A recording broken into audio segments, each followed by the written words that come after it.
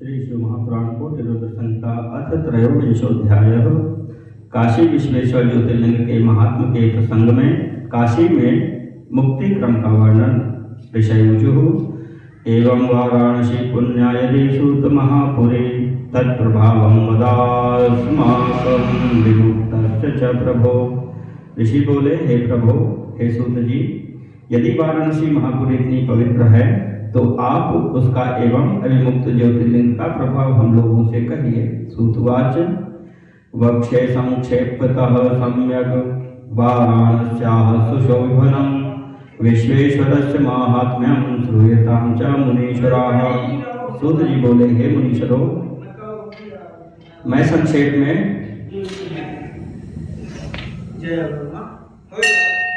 सम्यक रीति से वाराणसी तथा विश्वेश्वर के अति सुंदर महात्मा का वर्णन करता हूँ, आप लोग सुने।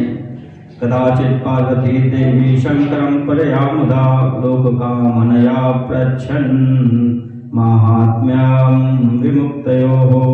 किसी समय पार्वती ने बड़ी प्रसन्नता से संसार के हित की कामना से काशी तथा अविमुक्त का महात्मा शिव जी से पूछा। पार्वत्युवाच अस्य क्षेत्रस्य माहात्म्यं वक्तुमर्हस्य शेखतः ममोपरि कृपां कृत्वा लोकानां हितकामया। पार्वती बोली, हे शिव जी, आप लोक हित की कामना से मेरे ऊपर कृपा करके इस क्षेत्र का महात्म्य पूर्ण रूप से कहने की कृपा करें। सूतवाच देव्यास्तद्वचनं श्रुत्वा देवदेवो जगत्प्रभो प्रत्युवाच भवानीं तां जीवानां प्रियहेतवे।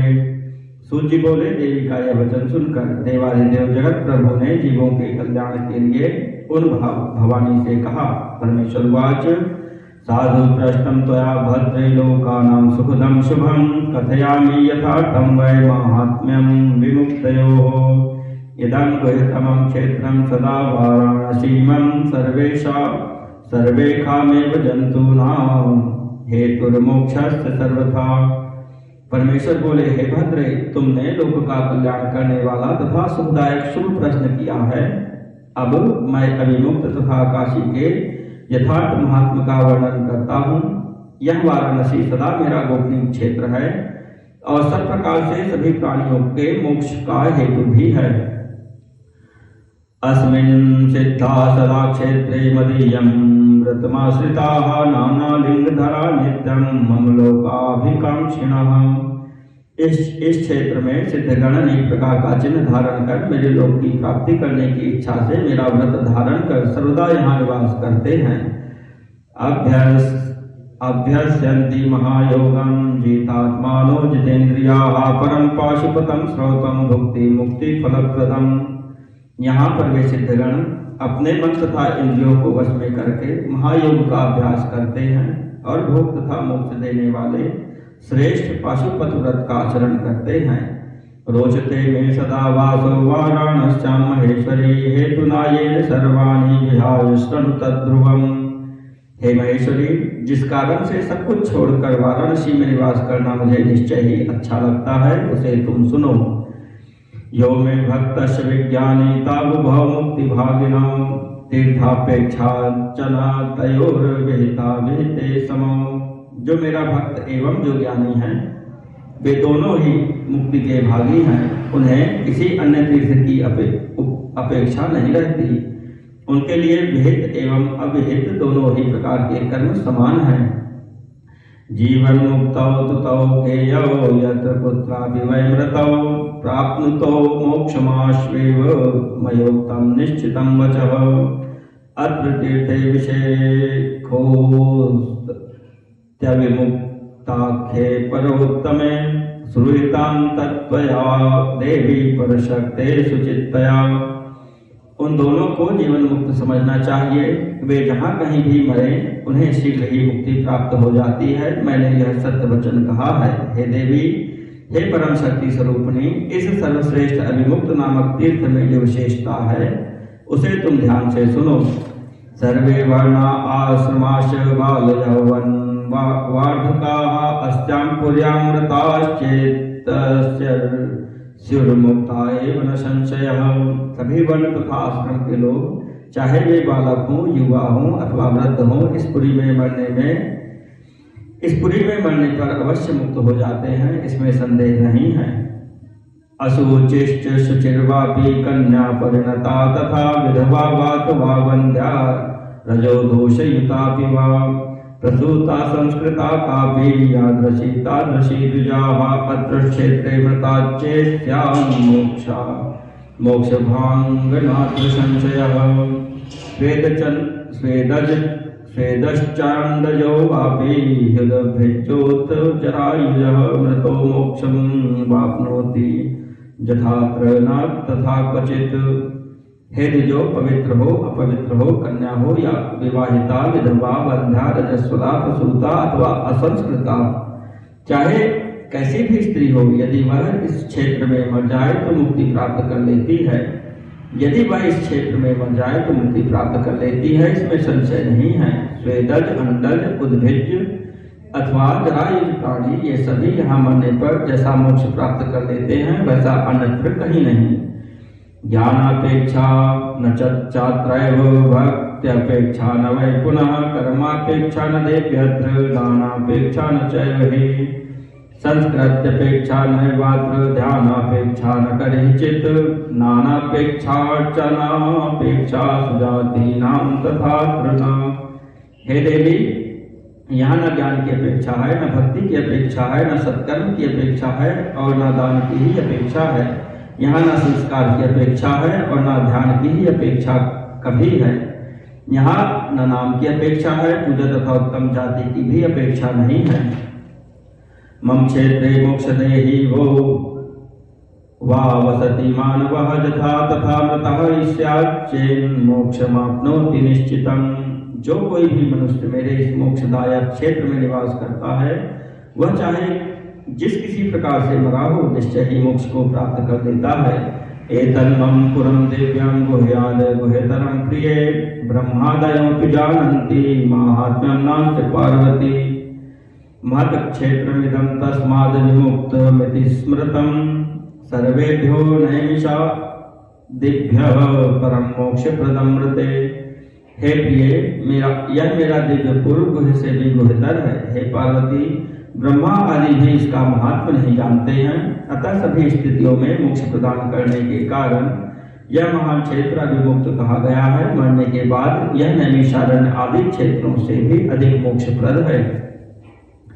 धर्मस्योपनिषद सत्यम मोक्षस्योपनिषद समम क्षेत्र तीर्थोपनिषदम विमुक्तम विदुर्बुधाः क्षेत्र तीर्थोपनिषदम विमुक्तम विदुर्बुधाः। कामं भुञ्जन् स्वपन् क्रीडन् कुर्वन् हि विविधाः क्रियाः अविमुक्ते त्यजन् प्राणान् जन्तुर्मोक्षाय कल्पते। विद्वान पुरुष धर्म का उपनिषद सत्य मोक्ष का सार तत्व समत भाव क्षेत्र और तीर्थ का उपनिषद अभिमुक्त क्षेत्र को कहते हैं। अपनी इच्छानुसार भोजन, शयन, क्रीड़ा आदि विविध क्रियाओं को करता हुआ भी अभिमुक्त में प्राण त्याग करने वाला प्राणी मोक्ष का अधिकारी हो जाता है। कृत्वा पाप सहस्राणि पिशाचत्वं वरं नृणां न चाक्रतु सहस्रत्वं स्वर्गे काशीं पुरीं विना तस्मात् सर्वप्रयत्नेन सेव्यते काशिकापुरी।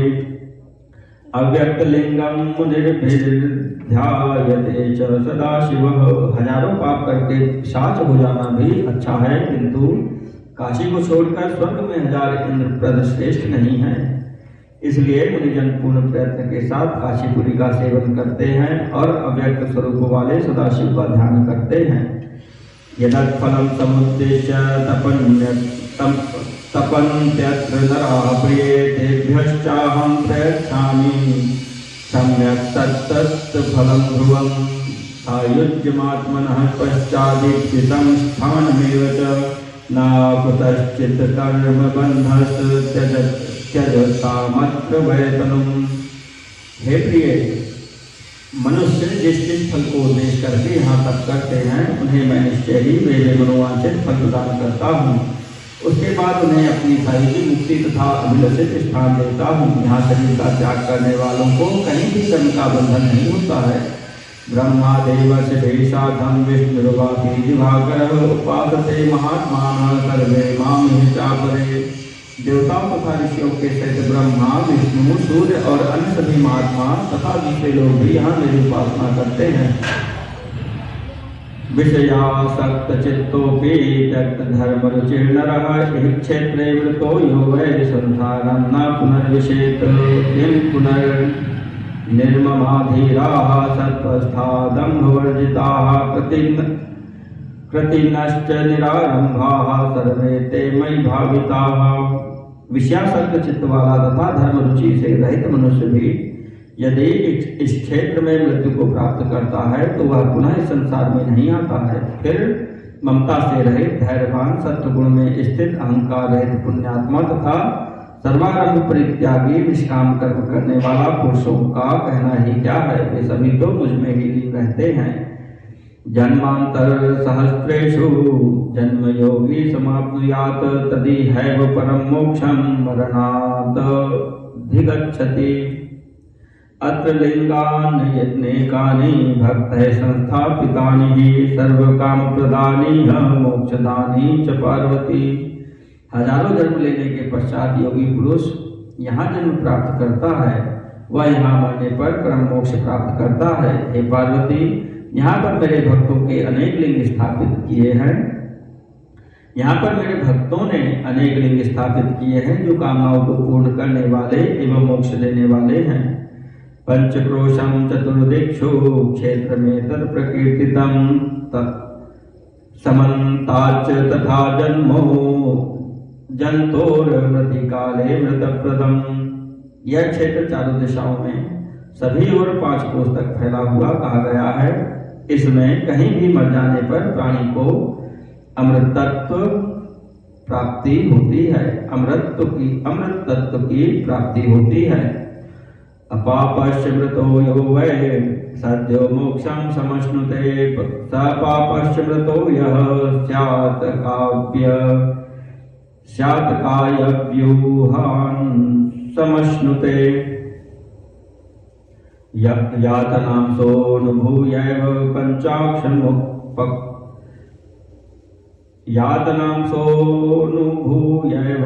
पश्चान्मोक्षं वाप्नुयात् पातकं यो विमुक्ताख्ये क्षेत्रेऽस्मिन् कुरुते ध्रुवम्। भैरवीं यातनां प्राप्य वर्षाणां युते पुनः ततो मोक्षं वाप्नोति भुक्त्वा पापं च सुंदरी। जो पाप रहित पुण्यात्मा मनुष्य यहाँ मरता है वह शीघ्र मोक्ष प्राप्त कर लेता है, और जो पापी मरता है वह पहले काय व्यूह को प्राप्त करता है, फिर वह यातना को भोग कर बाद में मोक्ष प्राप्त करता है। हे सुंदरी, जो इस अभिमुक्त क्षेत्र में पाप करता है वह निश्चित ही 10,000 वर्ष पर्यंत भैरवी यातना प्राप्त करके पाप का फल भोगने के अनंतर मुक्त हो जाता है। इति ते च समाख्याता पापाचारे च या गतिः एवं ज्ञात्वा नरः सम्यक् सेवयेद विमुक्तकम्। कृतकर्मक्षयो नास्ति कल्पकोटिशतैरपि अवश्यमेव भोक्तव्यं कृतं कर्म शुभाशुभम्। इस प्रकार यहाँ पाप करने वालों की जो गति होती है उस सबको मैंने तुमसे कह दिया। इसे जानकर मनुष्य को अविमुक्त क्षेत्र का विधिवत सेवन करना चाहिए। 100 करोड़ कल्पों में भी अपने द्वारा किए गए कर्म का नाश नहीं होता है। किए गए शुभ और अशुभ कर्म का फल जीव को अवश्य भोगना पड़ता है। केवलम चाशुभम कर्म नरकाय भवेदिह शुभम स्वर्गाय जायेत द्वाभ्याम मानुष्यमेधितम। अशुभ कर्म निश्चय ही नरक के लिए होता है एवं शुभ कर्म स्वर्ग के लिए होता है। शुभ अशुभ दोनों कर्मों से मनुष्य लोक में जन्म कहा गया है। जन्म सम्यक सम्यक च न्यूनाधिक्ये भवेदिह उभयोश्चक्षयो मुक्तिर्भवेत् सत्यं हि पार्वती। हे पार्वती, शुभाशुभ कर्म के न्यूनाधिक से उत्तम तथा अधम शरीर प्राप्त होते हैं, किंतु जब दोनों का क्षय हो जाता है तब मुक्ति हो जाती है। यह सत्य है। कर्म च त्रिविधम प्रोक्तम कर्म कांडे महेश्वरी संचितम क्रियमाणम च प्रारब्धम चेति बंधकृत।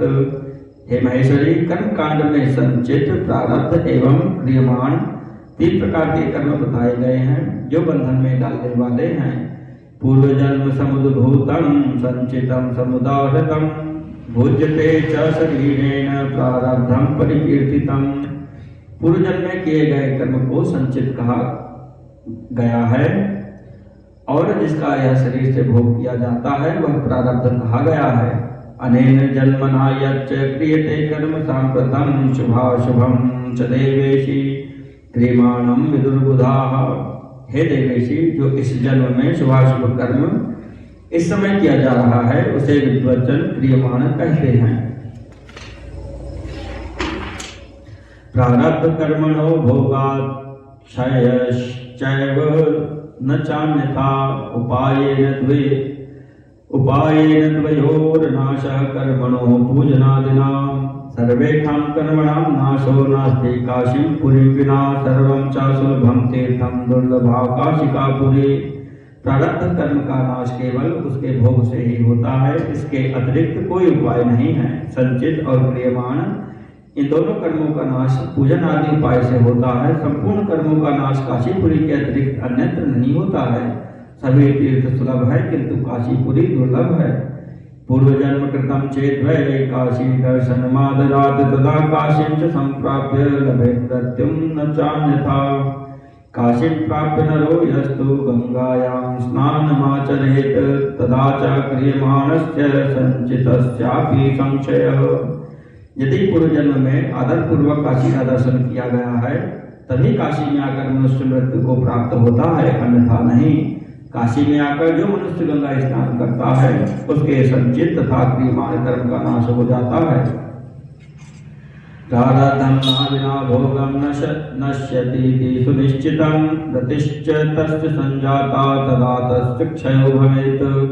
पूर्वं चैव कृता काशी पश्चात् पापं समाचरेत् तद्बीजेन बलवता नीयते काशिका पुनः। तदा सर्वाणि पापानि भस्मसात् च भवन्ति। तस्मात् काशीं नरः सेवेत कर्म निर्मूलनीं ध्रुवम्। एकोऽपि ब्राह्मणो येन काश्यां संवासितः प्रिये काशीवासं वाप्यैव ततो मुक्तिं न विन्दति। यह निश्चित है कि बिना भोग किए प्रारब्ध कर्म का नाश नहीं होता। जब मनुष्य की शास्त्रानुमोदित रीति से मृत्यु होती है तब प्रारब्ध कर्म का भी क्षय हो जाता है। यदि किसी ने पूर्व में काशी सेवन किया है और उसके बाद पाप किया है तो भी काशी सेवन रूप बलवान बीज से उसे काशी पुनः प्राप्त हो जाती है और तब संपूर्ण पाप भस्म हो जाते हैं। इसलिए कर्म का निर्मूलन करने वाली काशी का सेवन निश्चित रूप से करना चाहिए। हे प्रिय, जिसने एक भी ब्राह्मण को काशीवास कराया वह स्वयं भी काशीवास पाकर मुक्ति प्राप्त कर लेता है। काश्यां यो वै व्रतश्चैव तस्य जन्म पुनर्नहि समुद्दिश्य प्रयागे च व्रतस्य कामना फलम्। संयोगस्य तयोश्च चेत् स्यात् काशीजन्यं फलं वृथा यदि न प्राप्यते तच्च तीर्थराज फलं वृथा। तस्मान्मच्छासनाद् विष्णुं सृष्टिं साक्षात् नूतनां विधाय मनसोदिष्टां तदसिद्धिं यच्छति ध्रुवम्।